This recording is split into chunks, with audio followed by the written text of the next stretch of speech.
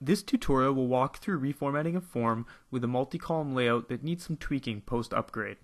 In version 2.0, multi-column layouts could be achieved by using the option to insert a field on the same row.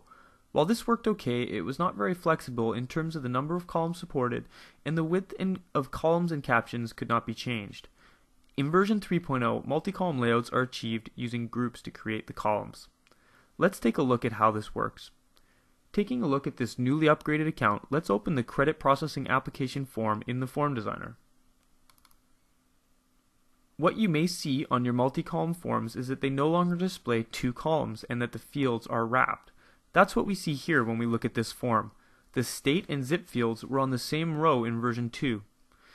If we inspect the form outline, we'll see a new group named Multi-Column Group Layout. This group was created to achieve the two-column layout in version 3.0. Inside this group are two child groups, one for each column. The key setting that you need to be aware of is the alignment property of the parent group. This property tells the child groups to align horizontally, creating two columns. If it were set to vertical, the child groups would be stacked vertically. However, what we're seeing is that the child groups are stacked vertically. What this indicates is that the groups are wrapping because they do not fit either within the form's width or the parent's group width. In version 2.0, the form would have simply expanded to fit the elements or their caption would have automatically shrunk. While convenient, this led to some wonky looking layouts. In version 3.0, width settings applied to the form, caption, and fields are strictly enforced. So how do we fix this? Let's start by looking at the state field in the first column. Click on the field to select it, and expand the Layout and Alignment property panel. We can see here that the caption width is set to 200 pixels, and the field width is set to 170 pixels. So we need at least a 370 pixel wide group to display this field. Next, let's look at how much width has been allotted to the first column / group. Click on the group and expand the Layout and Alignment property panel. The group's width is set to only 250 pixels. So let's change this to 400 and see what happens.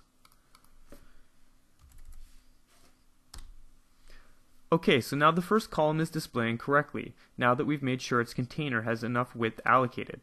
So why is the second column displaying on the next line? It's likely because it doesn't have enough room to display within the form's width. Click on the form's root node and take a look at the form width property. On this form, it's only 500 pixels wide, which doesn't leave enough room for the second column based on the caption and field width settings. So let's start by changing it to 800 and see if that helps. Okay, that gave us enough room to display the second column with the zip field on the same line without any wrapping. Now we could reduce the need to increase the form's width by reducing the width of the zip field caption. Click on the zip field, and in the Layout and Alignment panel, change the caption width to 150. Now things are starting to look good.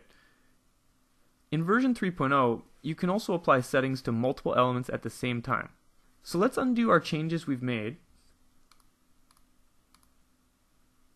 and look at how we could apply these settings to all of the groups and fields on the form. Now that I've undone my changes, I have my original form displayed. Let's start by adjusting the form width to 800.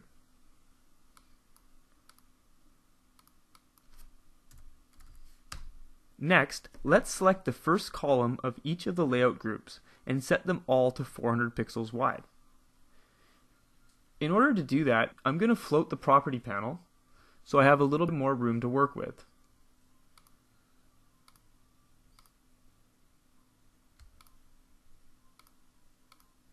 Now I'm setting all of the first columns to 400 pixels. Then select all of the fields in the second column and adjust their caption widths to 150.